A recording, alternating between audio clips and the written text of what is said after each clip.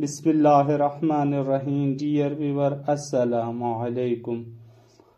Story کو سمجھنے کے لیے میرے ساتھ آخر تک رہیے. ایک چھوٹا لڑکا بھاگتا ہوا شیوانہ قبل اسلام کے ایران کا ایک مفکر کے پاس آیا اور کہنے لگا، میری ماں نے فیصلہ کیا ہے کہ معبد کے کاہن کے کہنے پر عظیم بت کے قدموں پر میری چھوٹی معصوم سی بہن کو قربان کر دے. آپ مہربانی کر کے اس کی جان بچائیں. شیوانہ لڑکے کے ساتھ فوراً معبد میں پہنچا اور کیا دیکھتا ہے کہ عورت نے بچے کے ہاتھ پاؤں رسوں سے جکڑ لیے ہیں اور چوری ہاتھ میں پکڑے آنکھیں بند کیے کچھ پڑھ رہی ہیں. بہت سے لوگ اس عورت کے گرد جمع تھے اور بت خانے کا کاہن بڑے فخر سے بت کے قریب ایک بڑے پتھر پر بیٹھا یہ سب کچھ دیکھ رہا تھا.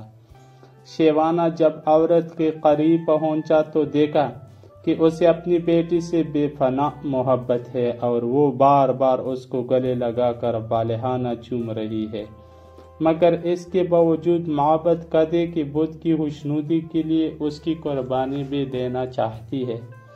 شیوانہ نے اس سے پوچھا کہ وہ کیوں اپنی بیٹی کو قربان کرنا چاہ رہی ہے.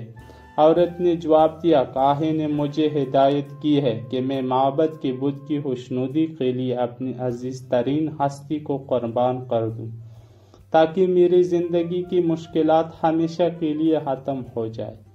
شیوانہ نے مسکرا کر کہا، مگر یہ بچی تمہاری عزیز ترین ہستی توڑی ہے، اسے تو تم نے ہلاک کرنے کا ارادہ کیا ہے.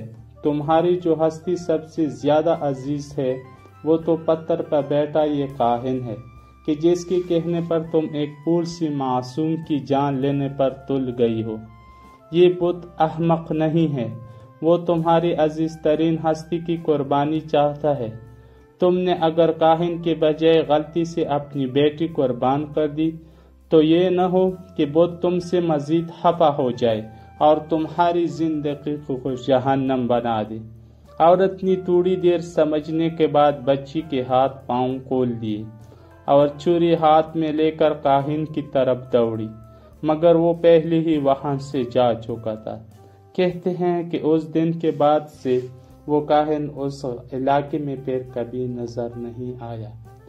دنیا میں صرف آگاہی کو فضیلت حاصل ہے اور واحد گناہ جہالت ہے. جس میں ہم اپنے کاہنوں کو پہچان گئے ہمارے مسائل حل ہو جائیں گے. یہ ہے میری رائے. آپ کی رائے کیے ہیں کمنٹ میں ضرور مطلع کیجیے تاکہ مجھے بھی کچھ علم حاصل ہو سکے اور دیکھنے اور سننے والوں کو بھی کچھ علم حاصل ہو سکے. والسلام علیکم ورحمۃ اللہ.